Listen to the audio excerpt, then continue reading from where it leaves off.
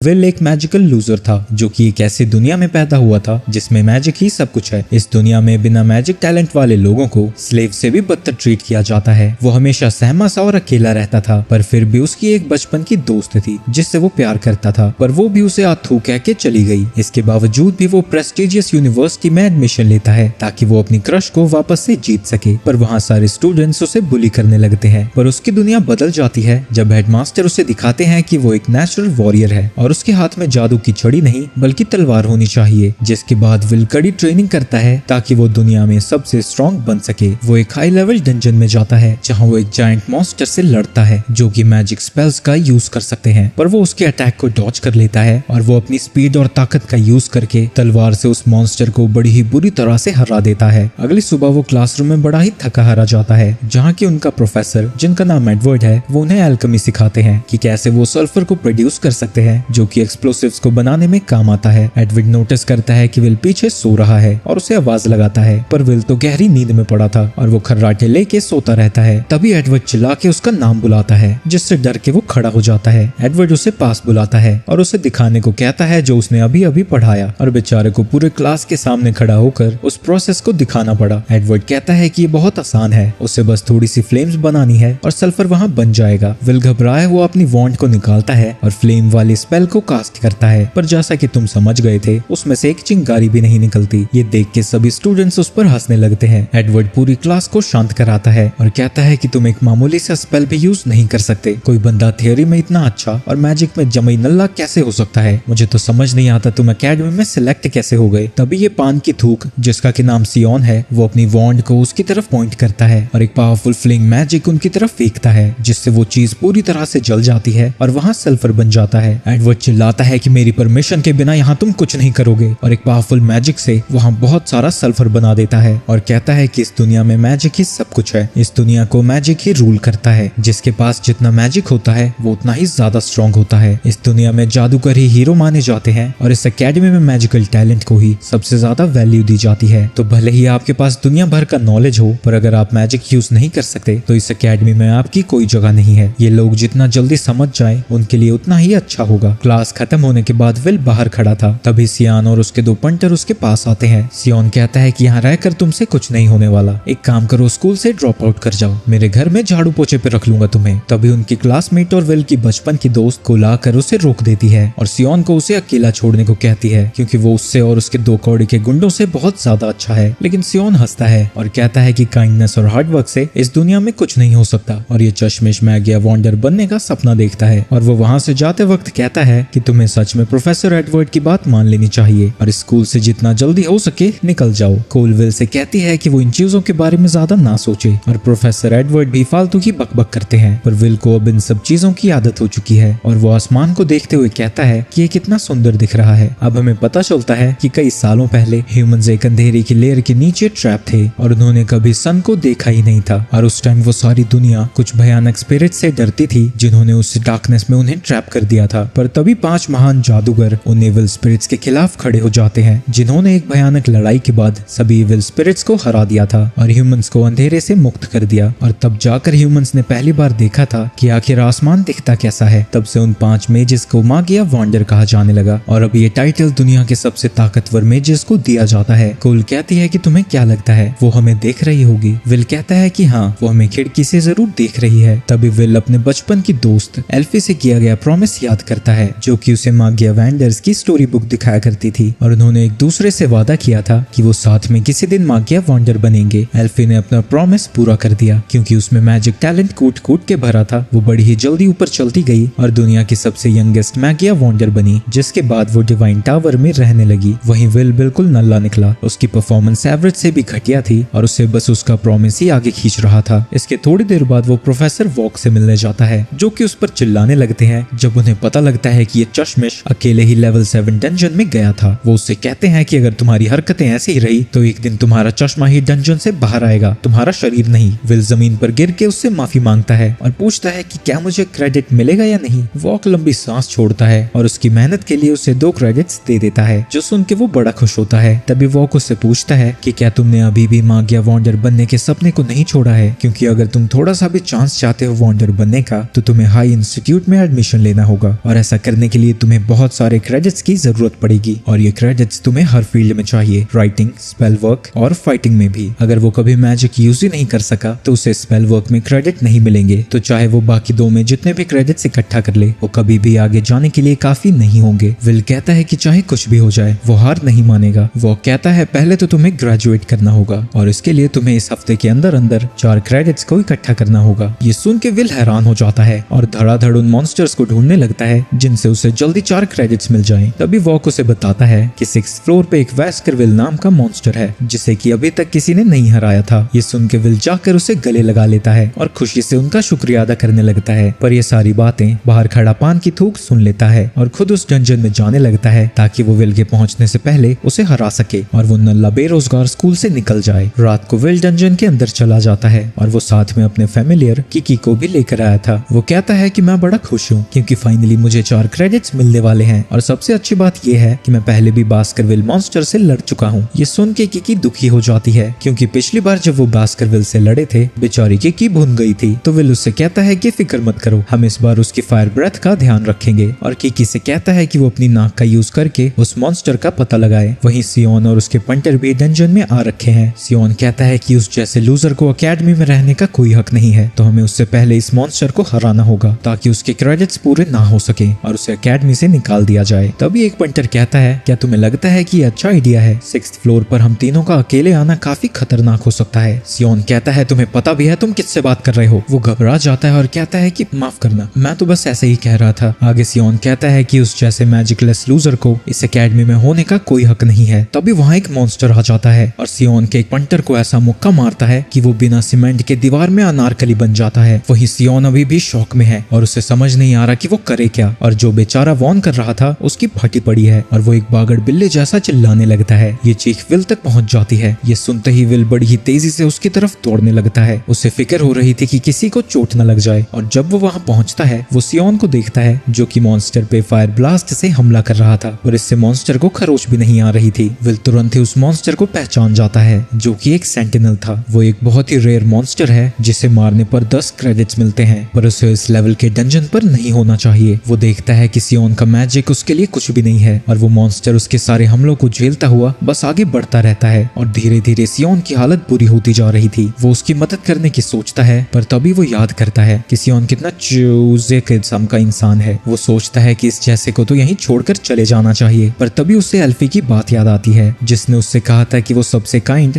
और ब्रेव इंसान है और उसे वो ग्लासेस गिफ्ट में दिए थे। वो कहता है कि तुम गलत थी एल्फी, मैं बहुत ही घटिया इंसान हूँ जो कि सिर्फ तुम्हारे पास पहुँचना चाहता है और इतना काबिल बनना चाहता है कि वो तुम्हारी स्वॉर्ड बन सके। तभी जब वो मॉन्स्टर सियोन पर हमला करने वाला था विल तेजी से आकर उसकी स्वॉर्ड को रोक देता है। वहीं दूसरी तरफ प्रोफेसर एडवर्ड प्रोफेसर वॉक के पास आते हैं और कहते हैं कि सियोन और उसके पंटर बिना परमिशन के डंजन में घुस चुके हैं, तो जल्दी से अपने फैमिलियर को उनके पीछे भेजो। वॉक पूछता है कि वो किस फ्लोर पर गए हैं। एडवर्ड बताता है कि वो सभी 6th फ्लोर पर गए हैं। तो वॉक कहता है कि हमें इसकी कोई जरूरत नहीं है क्योंकि विल पहले ही वहां जा चुका है। जिसके बाद वो अपने क्रिस्टल के जरिए विल की लड़ाई को देखने लगते हैं और वो देखते हैं कि विल उस मॉन्स्टर को बड़ी ही कड़ी टक्कर दे रहा है। वो बड़ी ही तेजी से मूव करता हुआ उसके सभी अटैक्स को ब्लॉक कर रहा है और ऐसे ही वो अपने अगले हमले से उसकी एक उंगली काट देता है। गुस्से में वो मॉन्स्टर विल पर हमला कर देता है पर विल उसके अटैक को डॉच कर लेता है और वो उसके पत्थरों के हमलों को भी बड़ी ही आसानी से डॉच कर रहा था। विल बड़ी ही तेजी से मॉन्स्टर के चारों तरफ कूदता है और उसकी पीठ पर पहुंच जाता है और सीधा उसकी गर्दन में तलवार घुसा देता है। मॉन्स्टर उससे बचने के लिए इधर उधर हिलने लगता है। वहीं सियोन को समझ नहीं आ रहा था कि ये नल्ला उसे कैसे हरा पा रहा है। वहीं एडवर्ड भी ये सब देखकर हैरान था। वॉक बताता है कि विल एक आउटकास्ट है जिसके पास किसी भी मेज से ज्यादा ताकत है। उसका शरीर किसी भी डॉर्फ से ज्यादा मजबूत है और उसकी ऑब्जर्वेशन स्किल्स ऐसी हैं कि वो किसी भी अटैक को एक बार ही देखकर याद कर सकता है। वहीं दूसरी तरफ विल उसके अटैक पैटर्न को समझ चुका था और वो उसके अटैक्स को डॉज करता हुआ उसके एक हाथ को काट देता है। प्रोफेसर वॉक कहते हैं कि ये बात सच है कि विल मैजिक को यूज नहीं कर सकता, पर मैजिक की दुनिया में वो अकेला ही एक स्वॉर्ड्समैन है और उसकी तलवार लाइट जितनी तेज है। विल उस मॉन्स्टर की तलवार को उठा लेता है और वो मॉन्स्टर अपने मैजिक स्पेल से उसके ऊपर हमला कर देता है, पर विल उसके अटैक को उस स्वॉर्ड से ब्लॉक कर देता है और एक ही स्लाइस से उस मॉन्स्टर के टुकड़े कर देता है। इसके बाद विल सियोन के पास जाता है और उसकी तरफ मदद का हाथ बढ़ाता है जो कि अभी भी शॉक में था, पर ये सब देख के एडवर्ड का दिमाग खराब हो चुका था और वो चिल्लाता है कि एक मैजिकलेस लूजर कभी भी एक मैजिशियन से ज्यादा ताकतवर नहीं हो सकता और वॉक के ऑफिस से चला जाता है। प्रोफेसर वॉक विल से नाराज पास थे, पर फिर भी उसे 10 क्रेडिट्स मिल जाते हैं, जो सुन के विल बहुत ज्यादा खुश हो जाता है। इसके बाद हम 5 साल पहले का सीन देखते हैं। सभी लोग मैजिक ना होने की वजह से विल का मजाक उड़ा रहे थे। एक लड़का कहता है कि आखिरकार इसे एकेडमी में जगह ही क्यों दी गई है। तभी एक लड़की कहती है कि एकेडमी को लेडी एल्फी को यहाँ लाना था, इसलिए विल को चारे की तरह यहाँ एडमिशन दे दिया गया, क्योंकि वो दोनों बेस्ट फ्रेंड्स हैं। पर अब तो इसकी कोई जरूरत नहीं है, क्योंकि लेडी एल्फी तो मैगी वॉन्डर बन चुकी है। अब तो इसे बाहर निकाल ही दिया जाएगा। प्रोफेसर वोक और विल हेडमास्टर से मिलने जाते हैं। हेडमास्टर विल के हाथों में एक स्वॉर्ड दे देती है और उस पर मैजिक से हमला कर देती है, पर विल अपनी तलवार से ही उसके सारे मैजिक को काट देता है। ये देखकर वोक शॉक रह जाता है और हेडमास्टर हंसते हुए कहती है ये इस एकेडमी में रह सकता है। वो कहता है कि क्या ऐसा करना ठीक होगा, इसे तो कोई मैजिक यूज करना आता ही नहीं। हेडमास्टर कहती है कि तुमने ठीक कहा, पर ये देखने में मजा आएगा कि आखिर ये स्वॉर्ड एक मैजिक वॉन्ड की जगह कैसे लेती है। तभी विल कहता है कि क्या अगर मैं इस एकेडमी में पढ़ूंगा तो मैं डिवाइन टावर तक पहुंच सकता हूँ? क्या मैं इतना ताकतवर बन सकता हूँ कि मुझे एल्फी को फिर से मिलने का मौका मिले? हेडमास्टर कहती है कि तुम्हें उसके लिए बहुत ज्यादा मेहनत करनी पड़ेगी और चाहे कुछ भी हो जाए हार मत मानना। इसके बाद प्रेजेंट में विल क्लास में पहुंचा हुआ था, जहाँ प्रोफेसर वोक बता रहे थे टावर पर चढ़ने के लिए आपको अपर इंस्टीट्यूट में जाना होगा, जिसके बाद टावर के टॉप फ्लोर पर पहुंचकर आप मागिया वॉन्डर बन सकते हो। पर यह तभी मुमकिन है जब तुम अपर इंस्टीट्यूट में हाईएस्ट सीट ऑफ लर्निंग के लिए सिलेक्ट हो जाओ। वहां तक पहुंचने के 2 तरीके हैं। पहला कि आप नए तरीके का मैजिक इन्वेंट करो और दूसरा ये कि आपको 70 to 100 या फिर उससे ज्यादा क्रेडिट्स इस एकेडमी में हासिल करने होंगे। बहुत कम लोग ऐसे हैं जो नया मैजिक इन्वेंट करके मागिया वॉन्डर बने हैं, इसलिए सभी लोग दूसरा मेथड ही चूज करते हैं। तुम लोग तो अपर इंस्टीट्यूट में जाने का सोचना छोड़ ही दो। मुझे तो लगता है तुम ग्रेजुएट भी रेंग कर होने वाले हो, इसलिए मैं तुम्हें फिर से बहुत सारे पुराने लेसन पढ़ने को दूंगा। ये सुन के सभी स्टूडेंट्स रोने लगते हैं। बाहर कोल विल से कहती है लगता है प्रोफेसर वोक आज कुछ ज्यादा ही भड़के थे। विल कहता है कि हाँ, उन्होंने हमसे बहुत सारे लेसन रिपीट करवाए और दुनिया भर का होमवर्क भी दे दिया, क्योंकि उनके पास राइटिंग में क्रेडिट कम थे। ऑब्वियसली विल को छोड़कर। कोल कहती है कि उसे प्रोफेसर वोक अच्छे लगते हैं, क्योंकि वो कम से कम स्टूडेंट्स की मदद करना तो चाहते हैं। अगर उनकी जगह एडवर्ड होता तो वो स्टूडेंट्स को फेल होने देते। तभी उन्हें कुछ शोर सुनाई देता है। जब वो वहाँ जाते हैं वो सियोन और उसके पंटरों को देखते हैं, जो कि चिल्ला कर सभी को बता रहे थे कि सियोन ने उस सेंटिनल मॉन्स्टर को अकेले ही हराया था। ये सुन के सभी स्टूडेंट्स हैरान हो जाते हैं और उसकी ताकत के लिए उसकी तारीफ करते हैं, पर वो काफी परेशान दिख रहा था, क्योंकि सिर्फ वही है जो कि उस डंजन की सच्चाई को जानता है कि उस मॉन्स्टर को विल ने हराया था और उस टाइम पे सियोन की तो फटी पड़ी थी। तभी वो अपने सामने विल को देखता है। उससे देखते ही वो गुस्से से भर जाता है और सभी को धक्का देते हुए उसका कॉलर पकड़ लेता है। वो चिल्लाता है कि जो उस दिन हुआ वो सच नहीं हो सकता, क्योंकि तुमसे बड़ा लूजर मैंने आज तक नहीं देखा। कोल तुरंत ही उसकी मदद के लिए वहाँ पहुंच जाती है और सियोन से कहती है कि इसे छोड़ दो। सियोन अपने दांत पीसता है और गुस्से में उसे छोड़कर वहाँ से चला जाता है। कोल पूछती है कि तुम दोनों के बीच क्या हुआ था, पर विल झूठ कह देता है कि कुछ भी नहीं। वहीं दूसरी तरफ एडवर्ड हेडमास्टर के ऑफिस में जाता है और कहता है कि विल को एकेडमी से जल्द ही बाहर निकाल देना चाहिए। हेडमास्टर बस स्माइल करती है और पूछती है कि तुम ऐसा क्यों सोचते हो। एड कहता है कि विल एक मैजिकलेस वॉरियर है, पर फिर भी वो मैजिशियन से बेटर बनने की कोशिश कर रहा है। मैजिक एकेडमी में एक वॉरियर को रहने का कोई हक नहीं है, पर ग्रैंड मास्टर कहती है कि उसके 6th और फाइनल ईयर में उसे बाहर निकालना बहुत बुरा होगा। इसके बाद वो एक रजिस्टर निकालती है जिसमें स्टूडेंट्स की इन्फॉर्मेशन होती है और उसकी डिटेल्स को रिवील करते हुए कहती है कि उसकी राइटिंग में बहुत अच्छे मार्क्स हैं और बिना मैजिक के भी वो कंसिस्टेंटली क्रेडिट्स इकट्ठा करता रहा है। वो कहती है कि विल एक आउटस्टैंडिंग स्टूडेंट है, क्योंकि ना केवल वो बाकी स्टूडेंट्स के साथ कीप अप कर रहा है, वो कई स्टूडेंट से बेहतर कर रहा है, वो भी बिना मैजिक के।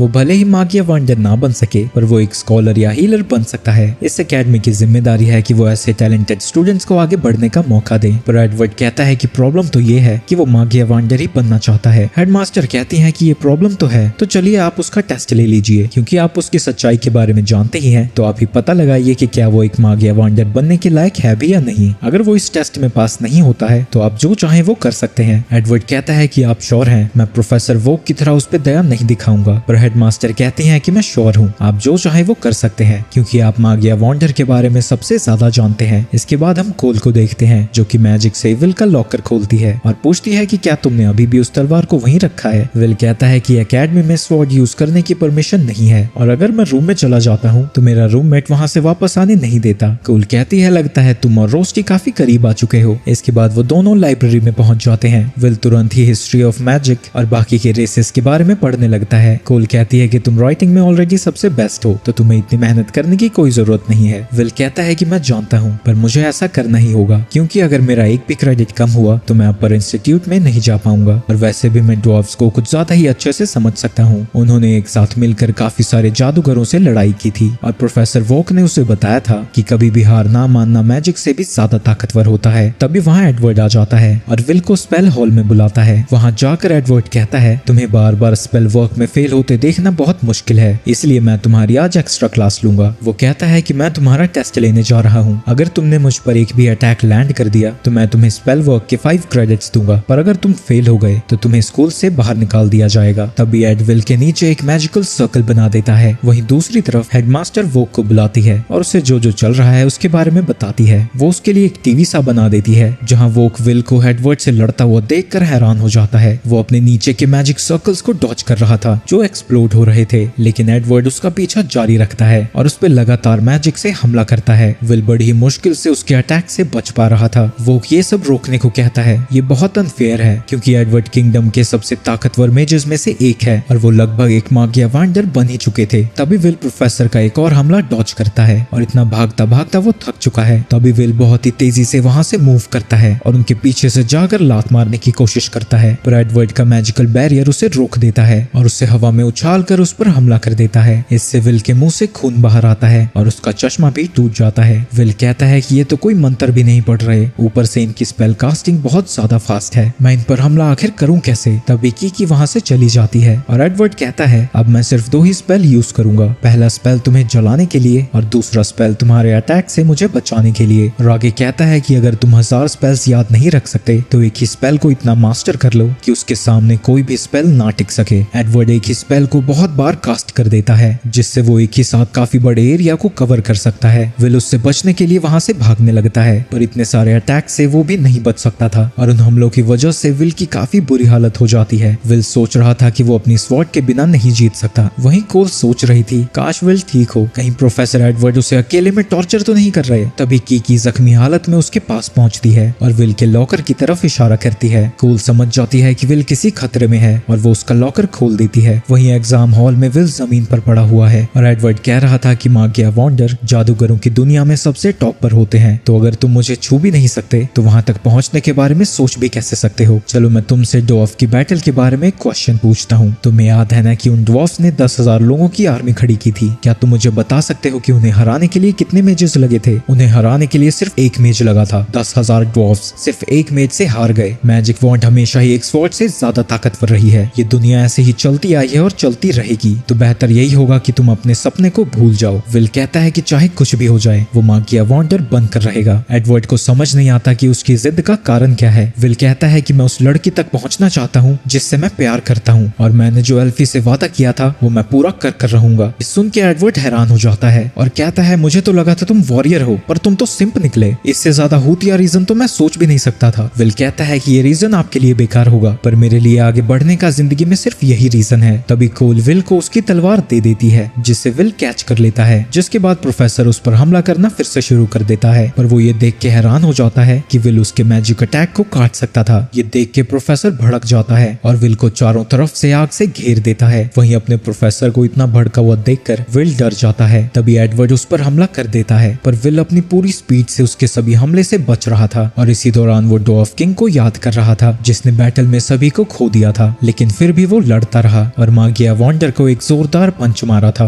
विल डिसाइड करता है कि वो भी ऐसा ही करेगा और वो उसके सभी अटैक से बचता हुआ हवा में कूद जाता है और पूरी स्पीड से नीचे आकर एडवर्ड की शील्ड को तोड़ देता है, जिसके बाद वो दोनों ही खुद को रोक देते हैं और विल प्रोफेसर के ऊपर अपना हमला लैंड करने में कामयाब हो चुका था। एडवर्ड कहता है कि मैं तुम्हें स्पेल वर्क के 5 क्रेडिट्स देता हूँ और वहाँ से चला जाता है। तभी वहाँ कोल आती है और लड़ाई की वजह से वो थक कर बेहोश हो चुका था। वहीं प्रोफेसर और हेडमास्टर बात कर रहे थे कि एक तलवार सच में जादू की छड़ी को टक्कर दे सकती है। इसके बाद हमें वो दिन दिखाया जाता है जिस दिन एल्फी डिवाइन टावर में गई थी। जाने से पहले वो विल से कहती है कि वो सबसे काइंड और हार्ड वर्किंग है और पार्टिंग गिफ्ट के तौर पर उसे वो ग्लासेस दे देती है। जब वो वहाँ से जा रही थी विल उसका नाम चिल्लाता है और वादा करता है कि चाहे कुछ भी हो जाए वो भी डिवाइन टावर तक जरूर पहुंचेगा। वो कहता है कि हम सनसेट को जरूर साथ में देखेंगे जैसा कि हमने बचपन में वादा किया था। ये सब सुन के एल्फी भी रोने लगती है और वो अपने आंसू पोंछते हुए कहती है कि वो उसका इंतजार करेगी। इसके कुछ देर बाद ही एल्फी टावर की सीढ़ियों पर चढ़ जाती है और विल नीचे दिल टूटे आशिक की तरह बस खड़ा रहता है और उसके जाते ही वहाँ रोने लगता है। इसके बाद हम देखते हैं कि विल अपनी एजुकेशन को सपोर्ट करने के लिए काम कर रहा था, तभी अचानक से वो टकरा जाता है है और सभी न्यूज़पेपर नीचे गिरने लगते हैं, पर विल अपनी स्पीड का यूज करके उन्हें गिरने से पहले ही पकड़ लेता है। पर फिर भी एक पेपर रह ही गया था जिसमें वो देखता है कि एल्फी ने एक नया मैजिक इन्वेंट किया था और उसने अकेले ही 12 नए स्पेल्स को बनाने का रिकॉर्ड बनाया था। आगे वो पढ़ता है कि अपर इंस्टीट्यूट्स ने एकेडमी के लिए एक नया ऑर्डर इशू किया है और ये ऑर्डर उन्होंने एल्फी के कहने पर किया है। ये पढ़ते ही विल भागते हुए अपने रूम में जाता है जहाँ वो अपने रूममेट रॉस्टी से एक मैजिक डिवाइस बनाने को कहता है। रॉस्टी पूछता है कि तुम इतने उछल क्यों रहे हो। विल उस ऑर्डर के बारे में बताता है जो एल्फी ने इशू किया था और कहता है कि वो भी उसमें हिस्सा लेने जा रहा है। वो कपड़े बदलते हुए बताता है कि एल्फी ने फ्रॉस्ट वॉकर से आइस कोर्स को लाने को कहा है जो कि 4th लेवल डंजन में है। उसे ये कोर्स किसी एक्सपेरिमेंट में कैटलिस्ट के लिए चाहिए और जो भी स्टूडेंट्स उसकी मदद करेंगे उन्हें पैसे भी दिए जाएंगे। इसलिए विल चाहता है कि रॉस्टी एक ऐसा मैजिक आइटम बनाए जिससे वो 4th फ्लोर को क्लियर कर सके। रॉस्टी उसके उतावलेपन को देखकर हंसता है और कहता है कि मैंने पहले ही इनमें अपग्रेड्स कर दिए हैं और ये तुम्हारे काम जरूर आएंगे। विल उसे थैंक यू कह के वहाँ से जाने लगता है। तभी रॉस्टी उसे रोकता है और उसके मुंह में ब्रेड ठूस देता है और कहता है कि अपना ध्यान रखना। इसके बाद विल 4th फ्लोर पर पहुंच जाता है और वो देखता है कि एल्फी के ऑर्डर के लिए वहाँ बहुत सारे स्टूडेंट्स पहले से ही मौजूद थे और ऑब्वियसली वहाँ ये पान की थूक भी मौजूद था और वो अपनी फायर की पावर से फ्रॉस्ट वॉकर्स को बड़ी ही आसानी से हरा रहा था और वो सोच रहा था कि ये चीजें उसके सामने कुछ भी नहीं है। उस वक्त उसने इससे भी खतरनाक चीज को अकेले ही हराया था। उसे देख के विल कहता है कि सियोन तो सच में कितना कमाल का है, पर यहाँ से ही मैं महसूस कर सकता हूँ कि वो खुन्नस में है और क्योंकि वो खाली खड़ा है तो जरूर यहाँ कोई मॉन्स्टर्स नहीं बचे होंगे। तो वो और मॉन्स्टर्स के लिए नीचे जाने लगता है, पर जब वो नीचे पहुंचता है उसे सामने 3 जायंट पेंगुइन मॉन्स्टर्स दिखते हैं जो कि एक लड़की को खाने वाले थे। विल तुरंत उन पर हमला करने के लिए तैयार हो जाता है और उन सभी पेंगुइन्स को अपने एक स्ट्राइक से ही पूरी तरह से हरा देता है। ये देख के वो लड़की हैरान हो जाती है, यहाँ क्या हो रहा है, क्या उसने मैजिक की जगह स्वॉर्ड का यूज किया। विल पूछता है मोहतरमा आप ठीक है, जिसके बाद वो दोनों एक दूसरे को अपना नाम बताते हैं। उस लड़की का नाम आइरिस है और वो 4th ईयर स्टूडेंट है। इसी दौरान वो एक लेक्चर दे रहा है कि नई तरीके के स्पेल्स को बनाना कितनी बड़ी बात है, क्योंकि इतना करना ही एक मेज के लिए काफी है मागिया वॉन्डर बनने के लिए। जो भी नया मैजिक स्पेल बनाता है उस स्पेल का नाम उसके क्रिएटर पर ही रखा जाता है और अगर तुम जैसे चिलगोजे भी ऐसा कर सकते हो तो हिस्ट्री में तुम्हारा नाम लिख दिया जाएगा। ये सुन के सभी स्टूडेंट्स बात करने लगते हैं कि ये कितना मुश्किल है क्योंकि सिर्फ टॉप 0.1% ही ऐसा कर सकते हैं। तभी रोज प्रोफेसर से पूछती है एल्फी जिसने 12 नए मैजिक्स बनाए हैं क्या वो कमाल की है। वो कहता है कि वो इतनी कमाल की है कि हम सब सोच भी नहीं सकते। एल्फी के पहले तो कोई सोच भी नहीं सकता था कि कोई अकेला इंसान 12 नए मैजिक को डेवलप कर सकता है। इसी वजह से हिस्ट्री में उसे ग्रेटेस्ट मेज कहा जाएगा। कोल कहती है कि जिस बचपन के दोस्त का पीछा विल कर रहा है वो तो सच में कितनी कमाल की है। उसके एक ऑर्डर के पीछे सारे स्टूडेंट्स लग चुके हैं। ये सुन के रोज कहती है लगता है किसी को जलन हो रही है, क्या तुम्हें लगता है कि विल की बचपन की दोस्त विल को तुमसे छीन लेगी। तभी कोल चिल्लाती है कि ऐसा कुछ नहीं है। इसके बाद हम डंजन में देखते हैं जहाँ विल उससे पूछ रहा था कि क्या तुम मेरे साथ अनकंफर्टेबल फील नहीं कर रही, क्योंकि जैसा तुमने कहा मैं नो टैलेंट हूँ तो मेरे साथ तुम्हें थोड़ा अजीब नहीं लग रहा। आइरिस कहती है कि भला वो अपने सेवियर के बारे में ऐसा क्यों सोचेगी, भले ही उसके पास मैजिक ना हो पर वो टैलेंटेड तो बहुत है और इसलिए वो उसकी रिस्पेक्ट करती है। इसके बाद वो बताती है कि वो भी यहाँ एल्फी के ऑर्डर पर आई है और वो भी आसमान को रोकने में मागिया वॉन्डर्स की मदद करना चाहती है। तभी विल कहता है कि इस दुनिया में किसी ने भी असली आसमान को नहीं देखा है। जो वो सभी आसमान देखते हैं वो एक बैरियर है जो 5 मागिया वॉन्डर्स ने अपने मैजिक से बनाया है ताकि वो इन्वेडर से अपनी दुनिया को बचा सके। कहा जाता है कि अगर बैरियर गिर जाता है तो दुनिया में फिर से अंधेरा छा जाएगा और हर तरफ तबाही मच जाएगी। इसलिए जो स्टूडेंट्स यहाँ ऑर्डर पर आए हैं वो बस इसलिए नहीं आए ताकि वो एक मागिया वॉन्डर के थोड़े करीब जा सके, बल्कि वो इसलिए आए हैं ताकि वो अपने आसमान को ऐसे ही रख सकें। इसके बाद आइरिस उसे बताती है कि वो एल्फी से पहले मिल चुकी है। एक बार वो डंजन के अंदर फंस चुकी थी और मॉन्स्टर्स ने उसे चारों तरफ से घेर लिया था, पर उसी वक्त एल्फी ने आकर उसे बचा लिया था। जिसके बाद वो एक्साइटेड होकर कहने लगती है उसके बाद हमने बहुत सारी चीजों के बारे में बात की, इसलिए उनका ऑर्डर सुनते ही मैं यहाँ दौड़ी चली आई, पर मुझे यहाँ एक भी फ्रॉस्ट वॉकर नहीं मिला। लगता है सभी ने उन्हें हरा दिया है। मेरा सर्च मैजिक भी किसी को ढूंढ नहीं पा रहा है। उसी दौरान की विल को बुलाती है। आइरिस उससे जाके पूछती है कि क्या हुआ। विल बताता है कि फ्रॉस्ट मॉन्स्टर्स जहाँ से भी गुजरते हैं वहाँ आइस शार्ड्स को छोड़कर जाते हैं, पर जो उनका साइज होता है यहाँ पर उससे वो दुगने साइज का है। इसका मतलब यहाँ एक बहुत ही पावरफुल फ्रॉस्ट वॉकर है और इसलिए तुम्हारा सर्च मैजिक भी उसे डिटेक्ट नहीं कर पा रहा। इतना कह के वो आगे जाने लगता है। तभी आइरिस कहती है पर आप तो मैजिक यूज नहीं कर सकते, तो आपको इन सब के बारे में कैसे पता। विल कहता है कि सब कुछ मैजिक नहीं होता और मेरे पास ऐसी चीजों का बहुत एक्सपीरियंस है और नॉलेज भी। तभी वो जायंट मॉन्स्टर उन पे हमला कर देता है और विल आइरिस को हटाकर वहाँ से बचा लेता है। आइरिस उस मॉन्स्टर को देखकर पहचान जाती है। वो एक फ्रॉस्ट रेक्स है जो कि एक फ्रॉस्ट वॉकर का सबसे हाईएस्ट इवॉल्व्ड फॉर्म है। वो मॉन्स्टर बड़ी जोर से चिल्लाता है और आइरिस रियलाइज करती है कि उस मॉन्स्टर को मारने पे 6 क्रेडिट्स मिलते हैं, यानी वो बहुत खतरनाक है। इसी दौरान रेक्स एक आइस बीम को चार्ज करता है और उनके ऊपर हमला कर देता है। विल वहां से खुद को बचा लेता है और जहां उसकी बीम गई थी वहां नोकीली आइस बन जाती है। विल आयरिस को छोड़कर उससे लड़ने के लिए जाने लगता है, पर आयरिस उसे रोक देती है। वो कहती है कि फिजिकल अटैक्स उस मॉन्स्टर पर काम नहीं करते, जो भी चीज इसे टच करती है वो इंस्टेंटली फ्रीज हो जाएगी। विल कहता है कि चिंता मत करो, मैंने पहले भी कई बार इस मॉन्स्टर को हराया है। इतना कह के वो रेक्स की तरफ दौड़ने लगता है और उसके अटैक को डॉज करने के लिए कूद जाता है। वो उसके पीछे कूदकर उसके नीचे स्लाइड करता है और जब उसे विल नहीं दिख रहा था,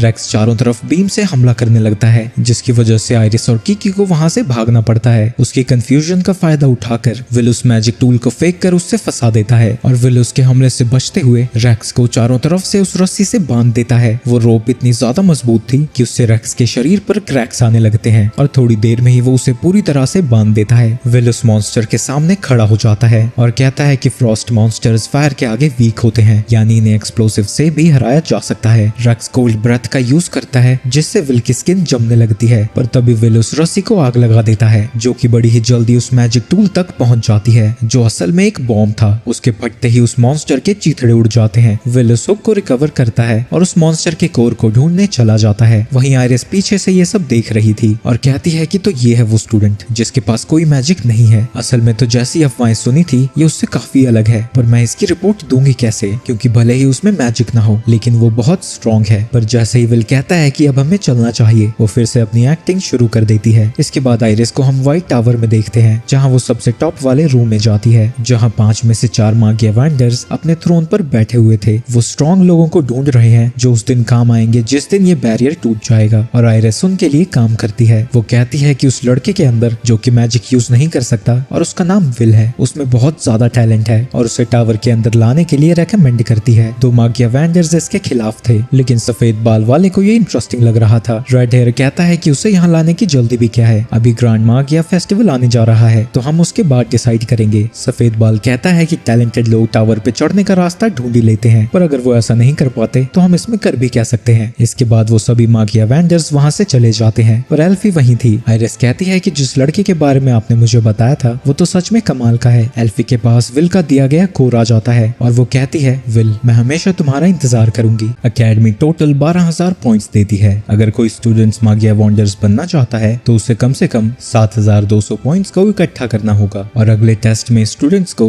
गोलम से लड़ना था। अगर वो एक को भी हरा देते हैं तो वो पास हो जाएंगे। सबसे पहले सियोन और कोल जाते हैं और वो आसानी से अपने अपने गोलम्स को हरा देते हैं, पर क्योंकि विल के पास तलवार नहीं थी उसे गोलम से लड़ने में दिक्कत हो रही थी। वो पीछे जाकर उसे पंच करने वाला था, पर ये देख के सभी स्टूडेंट्स उसकी बेइज्जती करने लगते हैं कि वो कैसे मैजिक यूज नहीं कर सकता। ये सब सुन के वो थोड़ा नर्वस हो जाता है और वो गोलम उसे एक उल्टे हाथ का मारता है। उन्हें लगता है कि विल हार चुका है और वो सभी वहाँ से खुशी खुशी जाने लगते हैं। वहीं उसके बगल में ही हैना और विंगनल अपने अपने गोलम्स को बड़ी ही आसानी से तोड़ देते हैं। इसके बाद वहाँ एक और स्टूडेंट आता है और वो अपने आइस मैजिक को कास्ट करने लगता है और एक ही बार में सभी गोलम्स पर आइस के टुकड़े फेंक देता है और उन सभी को जमा देता है। इसका नाम जूलियस है और विंगनल और हैना के साथ ये तीनों अकेडमी के टॉप 3 स्टूडेंट्स हैं। ये तीनों बेसिकली पूरी अकेडमी के सेलिब्रिटीज हैं और उन सबके पास 10,000 से ज्यादा पॉइंट्स हैं, पर बेचारे विल के पास तो सिर्फ 5400 ही पॉइंट्स हैं, यानी वो ग्रेजुएट भी नहीं कर सकता। वो बेचारा अकेला बैठा सोच ही रहा था कि उसे क्या करना चाहिए। तभी वहाँ जूलियस और बाकी दोनों पहुंच जाते हैं और वो भी विल की बेइज्जती करने लगते हैं, पर विल फालतू में भिड़ना नहीं चाहता था तो वो बस साइड हो जाता है। जाते वक्त वो उन्हें ग्रैंड मैजिक फेस्टिवल के बारे में बोलता हुआ सुनता है। लंच के दौरान कोल विल के पास आती है और वो उससे कहती है कि अगर उसे मागी एवेंजर बनना है तो उसे मैजिक फेस्टिवल के दौरान कुछ धमाकेदार करना होगा। सिर्फ राइटिंग और प्रैक्टिकल के बेसिस पर वो आगे नहीं जाने वाला। वो आगे कहती है कि ऐसे कई सारे केसेस हैं कि स्टूडेंट्स के पास 7,200 पॉइंट्स नहीं थे फिर भी उन्हें चुन लिया गया था। ग्रैंड मैजिक फेस्टिवल एक बहुत बड़ा इवेंट है जो हर 2 साल में एक बार होता है, जहाँ अलग अलग तरह के इवेंट्स होते हैं और यहाँ पर टावर के टॉप लोग आकर उन्हें चुनते हैं जो कि उन्हें सबसे ज्यादा टैलेंटेड लगता है। तो ऐसा कहा जा सकता है कि अपर मैजिक इंस्टीट्यूशन में एडमिशन यहीं से होती है। यहाँ 4 मैजिक फैक्शंस बेस्ट स्टूडेंट्स को रिक्रूट करने के लिए पहुंचे होते हैं, तो अगर इनमें से कोई भी तुम्हें सिलेक्ट कर लेता है तो तुम्हारा टावर में जाना पक्का हो जाएगा। पर विल पूछता है कि पर वो ग्रेजुएशन रिक्वायरमेंट्स को इग्नोर क्यों करेंगे जबकि रिक्वायरमेंट्स फुलफिल करने वाले इतने तगड़े लोग हैं। ऊपर से मेरे पास तो मैजिक भी नहीं है जो मैं उन्हें दिखाकर इम्प्रेस कर सकूं। कोल कहती है कि एक और रास्ता है, टावर से वॉचर्स नीचे भेजे जाते हैं जो कि टैलेंटेड स्टूडेंट्स को स्काउट करते हैं। पर विल को को लगता है कि ये वॉचर्स की कहानी बस झूठी है और फेस्टिवल में सिलेक्ट होने का उसका कोई चांस नहीं है, तो वो बस पिछली बार की तरह बाकी के स्टूडेंट्स की प्रिपरेशन में मदद करेगा। कोल को यकीन है कि अगर विल फेस्टिवल में पार्टिसिपेट करता है तो सभी का नजरिया उसके लिए चेंज हो सकता है, पर विल अभी भी राजी नहीं होता क्योंकि अगर वो पार्टिसिपेट करता है तो वो एक एथलीट फेस्टिवल बन जाएगा और जब उसने सेकेंड ईयर में पार्टिसिपेट किया था उसकी बड़ी बेइज्जती हुई थी और बेचारा उस ट्रॉमा से अभी तक नहीं उभर पाया है। आगे हम देखते हैं सभी स्टूडेंट्स ग्रैंड मैजिक फेस्टिवल की तैयारियां शुरू कर चुके हैं और ये सारी चीजें विल और कोल देख रहे थे। कोल फिर से उसे कहती है कि अगर वो फेस्टिवल में पार्टिसिपेट करता है तो उसे जरूर कोई ना कोई सिलेक्ट कर ही लेगा, पर विल फिर से कहता है वो मैजिक तो यूज कर ही नहीं सकता, तो आखिर वो उन्हें दिखाएगा क्या। तभी कोल को एक लॉकर के ऊपर बैरियर महसूस होता है। वो बड़े ही अच्छे से छुपा हुआ है पर उसे यकीन है कि यहाँ एक बैरियर है जो वो कीकी की मदद से डिस्ट्रॉय कर देती है। झांकने के बाद उन्हें पता लगता है कि वहाँ एक खुफिया रास्ता है। जब वो दोनों वहाँ पहुँचते हैं वो देखते हैं कि कई स्टूडेंट्स वहाँ बैठ कर रहे थे कि कौन फेस्टिवल में जीतेगा और वहाँ सियोन भी था जो कि विल को देखकर कहता है तुम यहाँ क्या कर रहे हो। तभी कोल कहती है ये रूम हमें बस अचानक से ही मिल गया और अगर तुमने दोबारा विल से बदतमीजी की तो मैं तुम्हारा हुलिया बिगाड़ दूंगी। तभी विल कहता है तुम यहाँ क्या कर रहे हो, मुझे नहीं लगता कि तुम यहाँ बैटिंग करने आए हो। सियोन कहता है कि तुम्हारा इससे कोई लेना देना नहीं है। तभी उसके दोस्त बड़बड़ करने लगते हैं कि तुम्हें क्या लगता है कि ये यहाँ इसलिए आया है क्योंकि हैना और विंग नाल इससे आगे निकल चुके हैं, तुम्हें क्या लगता है। सियोन को लगता है कि टॉप 3 स्टूडेंट्स की रेस से ये पीछे हो चुका है इसलिए यहाँ आया है। ऐसा कुछ भी नहीं है। ये सब सुन के सियोन उन्हें चुप रहने को कहता है और कोल इस बात के लिए उसे चिढ़ाने लगती है, पर कोल कहता है कि ऐसी कोई बात नहीं है, मैं उनसे पीछे सिर्फ राइटिंग टेस्ट में फेल होने की वजह से हूँ। मेरी मैजिकल पावर उन्हीं के जितनी है और तब से मैंने वैसे भी बहुत ज्यादा ट्रेनिंग की है, पर एक सेकंड मैं ये सब तुम्हें क्यों बता रहा हूँ। जिसके बाद वो वहाँ से चला जाता है। क्लास के खत्म होने के बाद विल वहाँ से जाने लगता है। तभी कोल उससे कहती है कि अगर वो डंजन में जा रहा है तो वो भी उसके साथ जाना चाहती है, पर विल कहता है कि आज रात उसे काम है तो वो उसके साथ नहीं घूम सकता। ये सुन के कोल उदास हो जाती है। विल जीना के रेस्टोरेंट में काम कर रहा है जहाँ डॉव्स और माइनर्स काम खत्म करके खाना और दारू शारू पीने आते हैं। डोनोवन को उसके लिए बुरा लग रहा था और वो कहता है कि तुम्हारे लिए ये सब कितना मुश्किल है। वो बेचारा सुबह सुबह न्यूज़पेपर्स डिलीवर करता है, सारा दिन क्लास में इधर उधर होता रहता है और रात को उसके दिन का अंत जीना के रेस्टोरेंट में काम करने से होती है। उसकी जिंदगी झंड है पर बेचारे के पास चॉइस ही कहाँ है। उसे स्कॉलरशिप नहीं मिली थी तो फीस भरने के लिए उसे ये सारे काम तो करने ही होंगे। पर डॉनन कहता है अगर तुम ग्रैंड मैजिक फेस्टिवल में हिस्सा लोगे तो शायद तुम्हारा कुछ हो सके, पर विल कहता है नहीं वो मेरे लिए है नहीं। तभी जीना चिल्लाती है विल बक बक करना बंद करो और काम पे ध्यान दो, तुम्हारा दोस्त तुमसे ज्यादा काम कर रहा है। रोस्ट भी विल की मदद करने के लिए वहाँ आया हुआ था और विल इसके लिए उसका शुक्रिया अदा करता है। जीना कहती है कि एक वर्कर काम छोड़ के चला गया है तो अगर वो जल्दी नया वर्कर ढूंढ कर नहीं लाता तो सारा काम उसे ही करना पड़ेगा, पर तभी सारे डॉव्स उससे चिपक जाते हैं और कहते हैं इसकी कोई जरूरत नहीं है, विल 2 लोगों का काम आराम से कर सकता है। सभी लोगों के जाने के बाद रोस्टी कहता है कि यहाँ पर काम करके तुम्हें बहुत कम पैसे मिल रहे हैं, क्या प्रोफेसर वॉकनर तुम्हारे लिए कोई अच्छी जॉब नहीं ढूंढ सकते। पर विल कहता है कि वो उन्हें और तकलीफ नहीं देना चाहता और वैसे भी उसे डॉव्स बहुत पसंद है क्योंकि वो ऑनेस्ट हैं और अपनी मेहनत का खाते हैं और मुझे भी वो लोग बहुत पसंद करते हैं। उसी वक्त वहाँ जूलियस और उसके दोस्त पहुंच जाते हैं। जूलियस भड़क जाता है क्योंकि वो सब ऐसी सड़ी हुई जगह उसे लेकर आ गए थे, पर उसका पंटर कहता है कि सिर्फ यही जगह खुली थी। तभी जूलियस की नजर विल पर पड़ जाती है और वो कहता है अबे चिंदी तू भी यहाँ काम करता है, वाह एक सड़ा हुआ बियर बार और एक सड़ा हुआ स्टूडेंट, तुम तो एक दूसरे के लिए ही बने हो। ये सुन के डॉनन जूलियस को गुस्से से देखने लगता है, पर जूलियस कहता है तुम्हारे जैसे डॉव की मुझे ऐसे देखने की हिम्मत कैसे हुई, तुम्हारी खुद की दुनिया तो सेलेस्टियल ने तबाह कर दी है और तुम यहाँ सिर्फ हमारी मेहरबानी से रह रहे हो, तुम्हारी औकात नहीं है कि तुम हमें नजरें उठाकर भी देखो। डॉनन अपने गुस्से को शांत करने की कोशिश करता है क्योंकि उसके अलावा वो कुछ भी नहीं कर सकता। ये सच है कि डॉव्स यहाँ के रेफ्यूजीज हैं, पर एल्व्स के साथ भी सेम केस है, पर ह्यूमन सिर्फ डॉव्स को ही इतनी बुरी तरह से ट्रीट करते हैं और अगर वो जूलियस के खिलाफ कुछ करते भी हैं तो शहर के सारे डॉव्स पर मुसीबत आ जाएगी। इसके बाद जूलियस और उसके दोस्त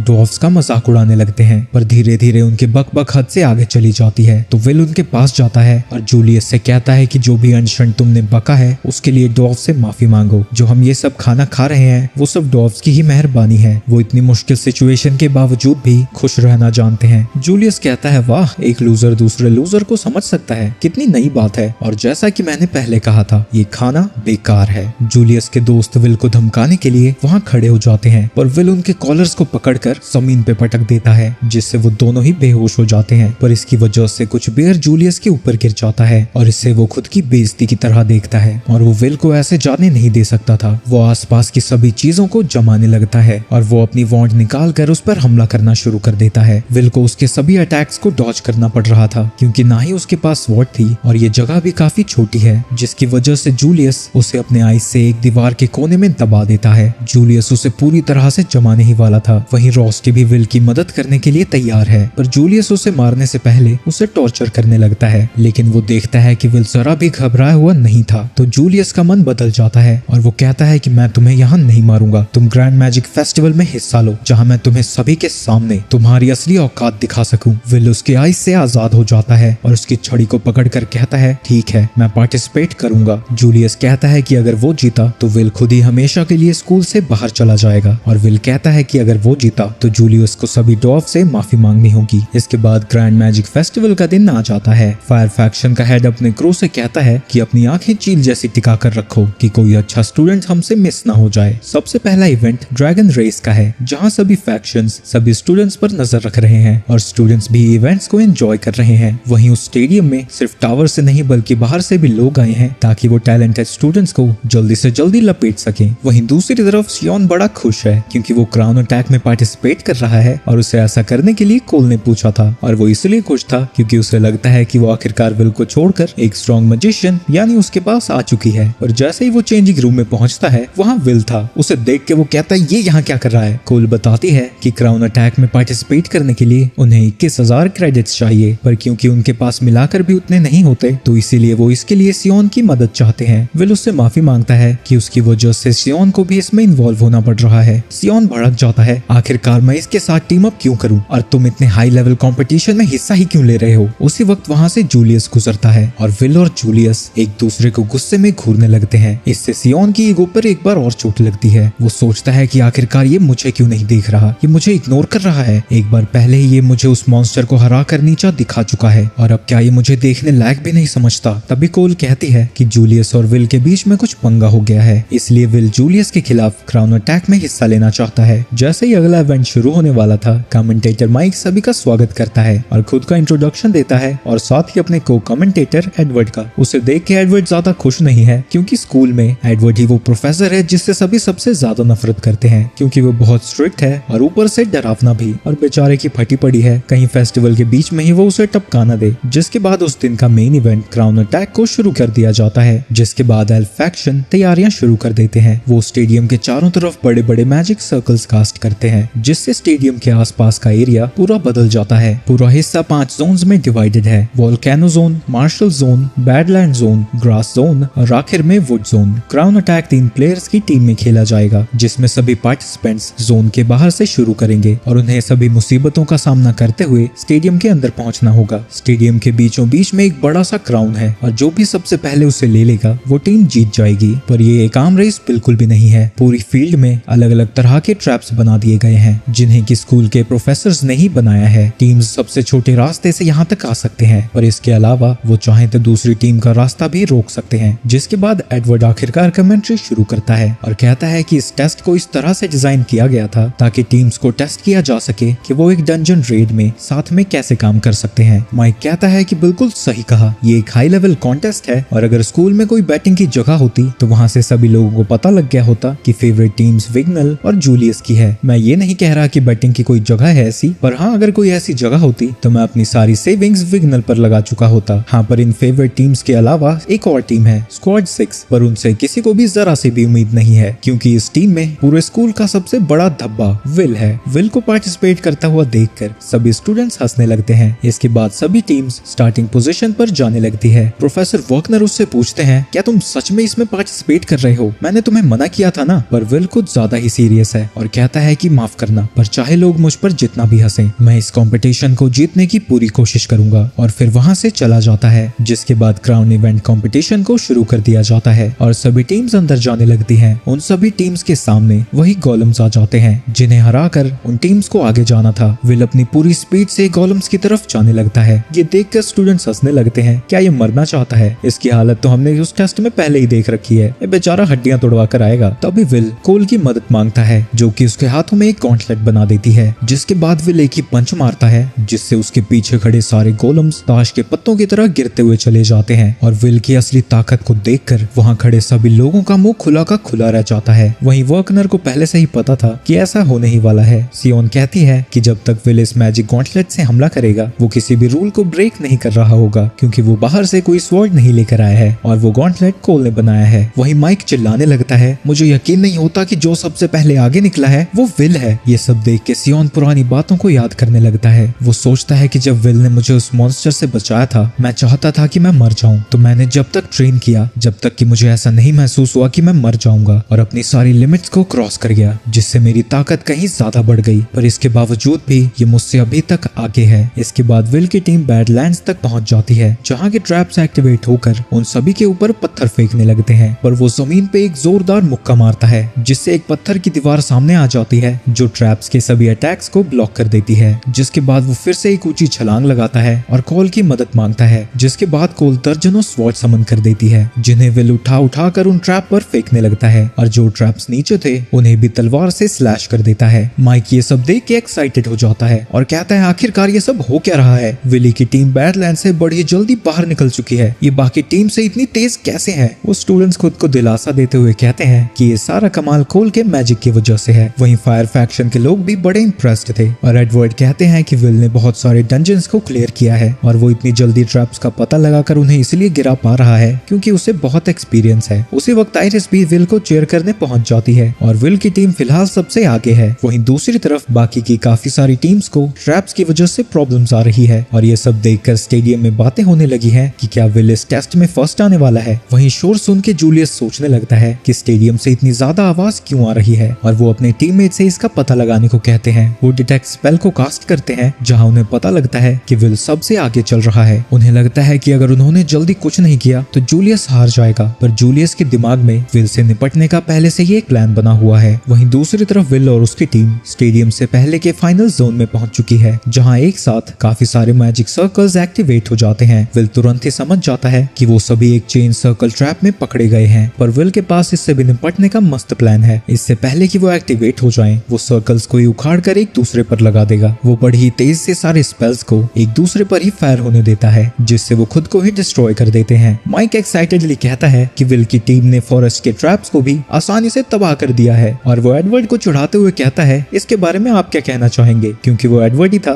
जिसने उन ट्रैप्स को बनाया था। पर एडवर्ड बस गुस्से में है क्योंकि विल इतनी आसानी से उसके ट्रैप से बाहर निकल गया। विल भले ही सबसे आगे हो, पर उसे पता है कि जैसे जैसे वो स्टेडियम के पास पहुंचता जाएगा दूसरी टीम्स उसे रोकने की कोशिश जरूर करेंगी, और सारी टीम्स वुड जोन में आकर जरूर मिलेंगी। तो इसीलिए विल जूलियस से पहले उस जगह पर पहुंचना चाहता है ताकि वो सारे एरियाज को समझ जाए और जूलियस से लड़ते वक्त उसे एडवांटेज मिले। पर उसी वक्त जूलियस उस पर हमला कर देता है। वो हमला उसके शरीर को तो नहीं लगा था, पर उसे देख के वो हैरान था कि इतनी तेजी से आगे आने के बावजूद भी आखिर जूलियस इतना जल्दी वहां तक कैसे पहुंच गया। और उसे अकेला देखकर वो और डर जाता है, क्योंकि ऐसा हो सकता है कि उसकी टीम यहीं कहीं छुपी हो। जूलियस बहुत सारे आइस क्रिस्टल से उनके ऊपर हमला कर देता है। विल उसके सभी हमलों को डॉज कर लेता है और कहता है कि अब उसके पास कोई चॉइस नहीं है, उसे यहीं उससे लड़ना होगा। पर तभी सियोन भी फाइट को ज्वाइन कर लेता है और उसके बनाए हुए सभी आइस को पिघला देता है। पर वो जूलियस पर नहीं विल पर नजरें गड़ाया हुआ था, और इससे पहले कि उसका हमला विल तक पहुंचता कोल एक पत्थर की दीवार खड़ी कर देती है। उसके अटैक की वजह से जंगल में एक जोरदार धमाका होता है, और जब विल लड़खड़ाया हुआ फिर से उठता है वो देखता है कि उसके आसपास का फॉरेस्ट पूरी तरह से जल चुका है। और तभी सियोन जूलियस को यहाँ से जाने को कहता है क्योंकि वो विल से अकेला लड़ना चाहता था। कोल कहती है कि तुम ये कर क्या रहे हो। सियोन कहता है कि मैंने तुम्हारी बात मानी और विल को इवेंट में एंटर करने दिया, पर अब मेरे रिवॉर्ड का टाइम हो चुका है, और विल को 1-on-1 बैटल के लिए चैलेंज कर देता है। विल उससे पूछता है कि आखिर तुम ये कर क्या रहे हो और आखिरकार यहीं क्यों लड़ना है तुमने। पर सियोन उसके किसी भी सवाल का जवाब देना नहीं चाहता और उसके ऊपर एक वार्निंग शॉट फायर करता है। कोल सियोन को रोकने जाने लगती है, पर जूलियस अभी भी जिंदा था और वो उसके रास्ते को रोक देता है। कोल को मुसीबत में देखकर विल उसकी मदद करना चाहता है, पर सियोन बिना लड़ाई के उसे कहीं नहीं जाने देना चाहता। सियोन उसके ऊपर फायर बॉल से हमला कर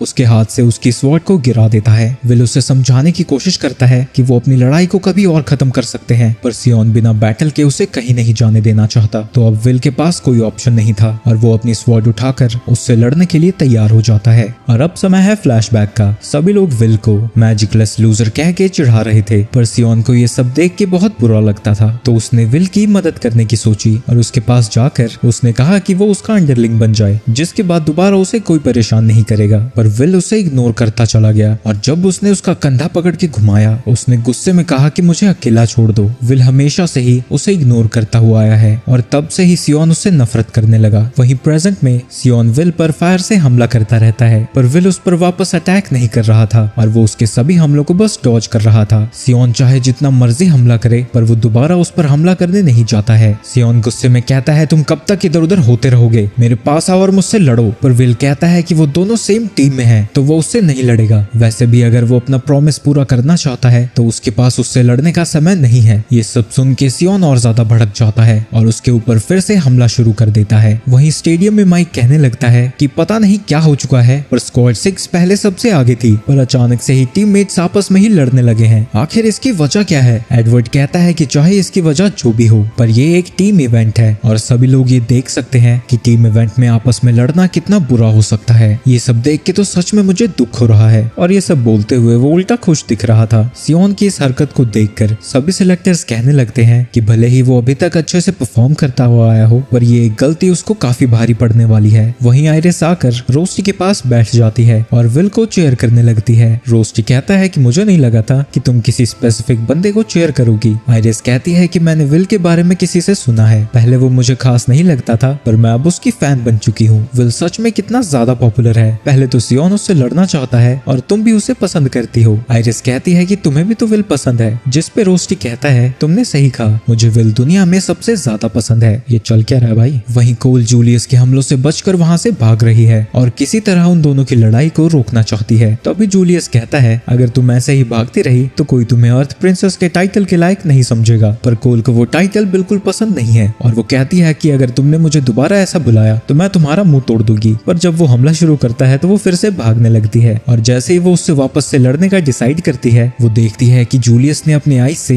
एक ट्रैप को एक्टिवेट कर दिया था जो कि उसके नीचे ही एक्सप्लोड हो जाता है। वहीं स्टेडियम में बैठे स्टूडेंट्स ये देख के हैरान हो जाते हैं कि जूलियस एक जगह नहीं बल्कि हर जगह है और वो सभी टीम्स का रास्ता रोकने के लिए पहुंचा हुआ है और वो विंगनल के सामने भी आकर खड़ा हो जाता है। पर विंगनल बस उसके ऊपर एक हमला करता है और हमें पता चलता है कि वो असली जूलियस नहीं था बल्कि वो बर्फ से बनाया हुआ एक क्लोन है। वहीं ये सब देख के माइक खुश हो जाता है और कहता है कि स्क्वाड 12 ने जूलियस को हरा दिया है। मेरी जिंदगी की सेविंग्स बिल्कुल सही जगह लगी है। वहीं 2 एल्व्स जिन्होंने जोन्स को सेट करने में मदद किया था वो विंगनल के बारे में बात कर रहे थे और मास्क वाली लड़की कहती है कि जितना हमने सोचा था ना ही ये उससे बेहतर कर रहा है ना ही उससे बुरा, पर वो बेचारी वहां से वापस जाना चाहती है क्योंकि वो मेरी तरह इंट्रोवर्ट है और 5 से ज्यादा लोगों के बीच होते ही उसकी हालत खराब होने लगती है और वहां तो स्टेडियम पूरा का पूरा भरा हुआ था तो वो बेचारी तो मरना चाहती थी। वहीं सियोन के दोस्त भी समझ नहीं पा रहे हैं कि आखिर वो इतने गुस्से में है क्यों और मैजिक फेस्टिवल के दौरान ही उसने विल से लड़ाई क्यों छेड़ दी जबकि वो जीत के इतने करीब थे। वहीं सियोन सोच रहा था कि आखिर विल मेरे पीछे ही क्यों पड़ा है और अब हम विल के नजरिए से वही फ्लैशबैक देखते हैं जहां जब वो चुपचाप पढ़ाई कर रहा था सभी स्टूडेंट्स उसे परेशान करने लगते हैं और विल सोचने लगता है कि मैंने तुम्हारा क्या बिगाड़ा है, आखिर तुम मुझे परेशान क्यों करते रहते हो, क्यों नीचा दिखाना चाहते हो। मुझसे बेहतर कोई नहीं जानता कि मैं कितना यूजलेस हूँ, इसलिए मैंने कभी किसी को खुद को एक्सेप्ट करने को नहीं कहा, इसलिए प्लीज मुझे अकेला छोड़ दो। मैं अपनी नजरें अपने गोल पे से नहीं हटा सकता, मुझे हर हाल में एल्फी तक पहुंचना ही होगा। वहीं प्रेजेंट में सियोन अपने फैल्कन गार्डियन को बुला लेता है जो कि विल पर हमला करने जाता है। विल उसके पंख को काटकर सीधा सियोन पर हमला करना चाहता है पर उस गार्डियन की रिजनरेशन बहुत तेज थी और वो तुरंत ही रिकवर होके वापस आने लगता है और वो समझ जाता है कि उसे गार्डियन के कोर को डिस्ट्रॉय करना होगा। तभी विल उस गार्डियन के हमले को डॉज करता है पर उसके तुरंत बाद ही सियोन भी उसके ऊपर अटैक कर देता है जिसे वो अपने गॉन्टलेट से रोकने की कोशिश करता है और वो सोचने लगता है कि गार्डियंस का यूज तो सिर्फ एक डिस्ट्रैक्शन के तौर पर किया जाता है ताकि स्पेल्स और अपने पावरफुल अटैक को चार्ज किया जा सके, पर यहाँ तो मेरे चारों तरफ से मुझ पर हमला हो रहा है। वहीं उस गार्डियन को देखकर सभी लोग इम्प्रेस हो जाते हैं और एडवर्ड कहता है कि सियोन तो स्टूडेंट लेवल से काफी ऊपर जा चुका है। वहीं फायर फैक्शन का लीडर कह रहा था कि इसे पता था कि सियोन गार्डियन को समन कर सकता है और यहाँ तक कि उसे इतनी प्रिसाइसली मूव भी कर सकता है। ये आखिर है कौन? तो उसका साथी बताता है कि ये सियोन अल्स्टर है जो कि house Ulster master of flame magic का बेटा है। वहीं विल रियलाइज करता है कि सियोन पहले से ज्यादा ताकतवर है पर वो कहता है कि आखिर तुम ये सब क्यों कर रहे हो, हमारे पास लड़ने का कोई रीजन नहीं है। तुम्हें सच में लगता है कोई रीजन नहीं है? मैंने कितनी बार तुम्हें नीचा दिखाया है, सबके सामने तुम्हारा मजाक उड़ाया है, इसके बाद भी तुम्हारे दिल में मेरे लिए जरा सी भी नफरत नहीं है। मैं तुमसे बहुत ज्यादा नफरत करता हूँ और तुम्हें नहीं पता मेरा कितनी बार तुमसे बदला लेने का मन किया है, पर मुझे अभी जूलियस को हराना है। तुम्हारे साथ लड़ने का मेरे पास टाइम नहीं है। तुम्हारी शक्ल देखकर ही मुझे गुस्सा आता है। तुम्हारे पास जरा भी मैजिक नहीं है पर फिर भी तुम हार नहीं नहीं मानते, और उससे ज्यादा मुझे गुस्सा ये देखकर आता है कि तुम मुझे कभी नहीं देखते। हमेशा तुम्हारी नजरें किसी और पर ही होती हैं। मुझे इग्नोर करना बंद करो, मेरी तरफ देखो और मुझसे लड़ो। तो तुम मेरे बारे में ऐसा सोचते हो। मैंने कभी किसी को नहीं कहा कि वो मुझे एक्सेप्ट करे, क्योंकि मैं जानता था कि वो सेल्फिश होगा, पर दिल से तो मैं हमेशा से ही चाहता था कि कोई मुझे एक्सेप्ट करे। और अगर तुम मुझे एक्नॉलेज कर ही रहे हो तो मैं भी तुम्हारे साथ अपनी पूरी ताकत से लड़ूंगा। आखिरकार तुम मुझे देखने लगे। सियोन अपने स्पेल को कास्ट करने लगता है और विल सोचता है कि मुझे उसके अटैक के अकॉर्डिंग ही आगे बढ़ना होगा। विल उस गार्डियन के साथ साथ काफी सारे मैजिक सर्कल से एक साथ उस पर हमला करने जाता है और उसने लगभग उस पूरे एरिया को कवर ही कर लिया था। पर विल को पहले ही उसके अटैक के पैटर्न का पता लग चुका था और वो उसके सभी हमलों को डॉज करता हुआ आगे बढ़ता रहता है और वो गार्डियन के कोर को काटता हुआ सियोन की तरफ बढ़ने लगता है। सियोन भी उसके ऊपर फायर बॉल से हमला करने वाला था, पर ऐन वक्त पर कोल उन दोनों के बीच में एक दीवार खड़ी कर देती है, जिससे बेचारा विल जाकर टकरा जाता है। विल पूछता है कि जूलियस कहाँ गया। सियोन बताती है कि मैंने उसे लात मारी और वो अचानक से ही गायब हो गया। उसे देख के सियोन शर्माने लगता है और कहता है तुमने अपनी हालत देखी है, एक नोबल फैमिली की लड़की ऐसा कैसे घूम सकती है, ये सारी तुम्हारी गलती है। आखिर तुमने अचानक से ही लड़ना क्यों शुरू कर दिया। और वो विल से वहाँ से जाने को कहती है ताकि वो जूलियस को सबक सिखा सके। तभी सियोन कहता है मैं इस लड़ाई के बीच में किसी को भी नहीं आने दूंगा, चाहे वो तुम ही क्यों ना हो। यहाँ बीच में मैं नहीं तुम आए हो। टावर के सामने अच्छा दिखने का विल के पास सिर्फ यही मौका था। तभी विल कोल को अपना कोट पहना देता है और उसे थैंक यू कहकर वहाँ से जाने लगता है। वहीं इसकी वजह से कोल शर्माने लगती है। सियोन उसे रोकने की कोशिश करता है, पर विल कहता है कि हम कभी बाद में लड़ेंगे। वहीं जूलियस की टीम स्टेडियम में पहुंच चुकी है और माइक कहता है कि जूलियस स्टेडियम में आ चुका है और उसे रोकने के लिए दूर दूर तक कोई भी नहीं है। तो क्या जूलियस की जीत निश्चित है। वहीं विल पूरी स्पीड से स्टेडियम की तरफ दौड़ रहा है, पर इससे पहले कि जूलियस की टीम क्राउन को निकाल पाती, विल स्टेडियम के ऊपर से छलांग लगाकर स्टेडियम के अंदर एक कूल सी एंट्री लेता है और जूलियस को लड़ाई के लिए चैलेंज कर देता है और जूलियस उसे देख के स्माइल करने लगता है। तो ये वीडियो यहीं समाप्त होती है और क्योंकि इसके एपिसोड्स वीकली आते हैं तो इसका अगला पार्ट 2-3 हफ्ते बाद आएगा, जब कम से कम 3-4 एपिसोड्स रिलीज हो चुके होंगे।